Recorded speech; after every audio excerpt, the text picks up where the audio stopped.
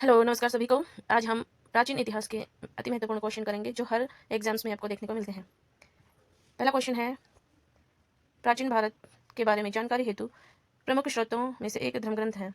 उन धर्मग्रंथों में कितने वेद हैं? तो 4 वेद हैं, ऋग्वेद, यजुर्वेद, सामवेद और अथर्ववेद। नेक्स्ट क्वेश्चन है, किस वेद में हमें आर्यों की राजनीतिक प्रणाली तथा इतिहास के बारे में जानकारी मिलती है? तो हमें ऋग्वेद में आर्यों की राजनीतिक प्रणाली के बारे में पता चलता है। नेक्स्ट क्वेश्चन, चारों वेदों में सबसे प्राचीन वेद कौन सा है? तो चारों वेदों में सबसे प्राचीन वेद है ऋग्वेद। इसमें 1028 सूक्त हैं। ओके, 1028 सूक्त हैं। ये सबसे पुराना ऋग्वेद है या प्राचीन ऋग्वेद है।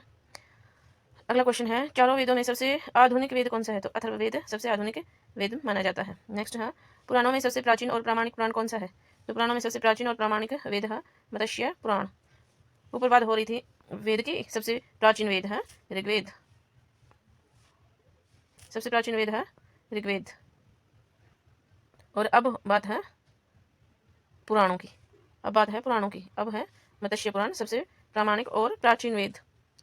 अगला क्वेश्चन, विष्णु पुराण में किस वंश के बारे में बताया गया है? तो विष्णु पुराण में हमें मौर्य वंश के बारे में बताया गया है।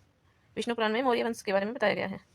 अगला है, 7वां क्वेश्चन है, मत्स्य पुराण में हमें किस वंश के बारे में पता चलता है?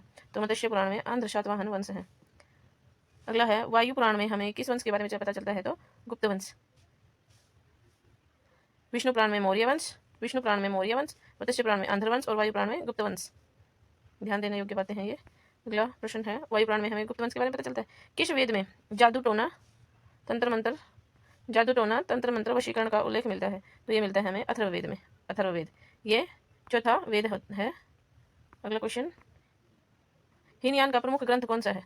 तो हीनयान का प्रमुख ग्रंथ है कथावस्तु। हीनयान और महायान ये बौद्ध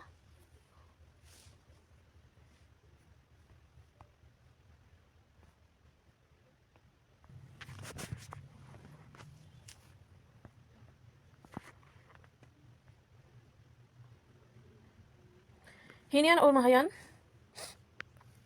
का प्रमुख ग्रंथ है कथावस्तु। हीनयान और महायान ये बौद्ध धर्म की 2 शाखाएं हैं। बौद्ध धर्म की शाखाएं हैं। महात्मा बुद्ध की मृत्यु के बाद जो बौद्ध धर्म था वो दो भागों में बढ़ गया था, हीनयान और महायान। अगला क्वेश्चन देखिए, जैन साहित्य को क्या कहा जाता है? तो जैन साहित्य को आगम कहा जाता है। नेक्स्ट क्वेश्चन, जैन धर्म की प्रारंभिक इतिहास के बारे में किससे जानकारी मिलती है? तो ये कल्पसूत्र से मिलती है। कल्पसूत्र से जैन धर्म के प्रारंभिक इतिहास के बारे में हमें जानकारी मिलती है। महावीर के जीवन कृत्यों की जानकारी किस ग्रंथ से मिलती है? तो महावीर भगवती सूत्र से उनके जीवन और उनके कृत्यों के बारे में हमें पता चलता है। अगला क्वेश्चन है, अर्थशास्त्र नामक पुस्तक के लेखक कौन है? तो अर्थशास्त्र पुस्तक के लेखक हैं चाणक्य, जिनमें राजनीति से संबंधित जानकारी है। अगला क्वेश्चन है, चाणक्य को अन्य किस नाम से जाना जाता है? तो चाणक्य को कौटिल्य और विष्णुगुप्त के नाम से भी जाना जाता है। मौर्यकालीन इतिहास के बारे में हमें किससे जानकारी मिलती है? तो मौर्यकालीन इतिहास के बारे में हमें चाणक्य के अर्थशास्त्र से पता चलता है। चंद्रगुप्त मौर्य उसका उपनायक होता है और जिसमें चाणक्य को नायक माना जाता है। अगला क्वेश्चन है, जिसमें नंदवंश के सर्वनाश का जानकारी होती है, या नंदवंश को मारने के लिए जो चाणक्य है वो चंद्रगुप्त मौर्य को के राज्य में आता है, या चंद्रगुप्त को वहाँ का राजा बनाता है। राजतरंगिणी पुस्तक के रचयिता है कल्हण। इस राजतरंगिणी पुस्तक में है कश्मीर के इतिहास के बारे में बताया गया है। और कई बार प्रश्न आ जाता है कि राजतरंगिणी जो पुस्तक है वो किन में विभक्त है? अध्यायों में है, पर्वों में है, या परिच्छेदों में है, उल्लासों में, किसमें? या तरंगों में। तो ये तरंगिणी है, राजतरंगिणी ये तरंगों में विभक्त है। तरंगों में, तो ये तरंगों में विभक्त है। इसमें 8 तरंग हैं। ओके, नेक्स्ट क्वेश्चन, राजतरंगिणी से हमें किसके इतिहास के बारे में पता चलता है? तो राजतरंगिणी से हमें कश्मीर का इतिहास के बारे में पता चलता है, जो हम पहले ही पढ़ चुके हैं। अरबों की सिंध विजय से संबंधित पुस्तक चचनामा के लेखक कौन है? तो अरबों की सिंध विजय से संबंधित जो चचनामा पुस्तक है वो अली अहमद इसके लेखक हैं। अगला क्वेश्चन है, संस्कृत भाषा व्याकरण की प्रथम पुस्तक अष्टाध्यायी के लेखक कौन है? तो अष्टाध्यायी के लेखक हैं पाणिनि। अष्टाध्यायी में 8 अध्याय हैं, जिसमें व्याकरण के बारे में बताया गया है। अगला क्वेश्चन है, मौर्य के पहले का इतिहास तथा मौर्य युगीन राजनीतिक अवस्था के बारे में हमें किससे जानकारी मिलती है? तो हमें इस अष्टाध्यायी से इसकी जानकारी मिलती है।